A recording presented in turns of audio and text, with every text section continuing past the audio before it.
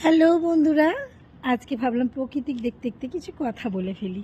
তোমাদের সাথে বলার জন্যই তো সারাক্ষণ থাকি। এক একজন আছে যে ফেসবুকের মধ্যে কন্টেন্ট কন্টেন্ট কন্টেন্ট কন্টেন্ট বলে কী পাবো সেটা তো বুঝতে পারি না। কিন্তু যাই হোক, একটা করে ভিডিও যদি আমি দিতে পারি হয়তো অনেকটা ভালো হবে আমার জন্যে। চলো, আমি কিছু কথা বলতে চলে এসেছি। অনেক সময় হয় আমরা অনেক কিছু পারি, আবার অনেক কিছু পারি না। যেটা পারি না সেটার থেকে আমরা একটু বিরতি নিয়ে নিই, ভাবি পারি না তো আর বিরতি নিয়ে নিই, আর করব না। কিন্তু না, কিছু কিছু সময় আছে যে নিজেকে ধরে রাখার জন্যে যেটা পারো না সেটা চেষ্টা করে যাও। তেমন এই ফেসবুকেও তাই, যেটা পারি না সেটা চেষ্টা করতে হবে।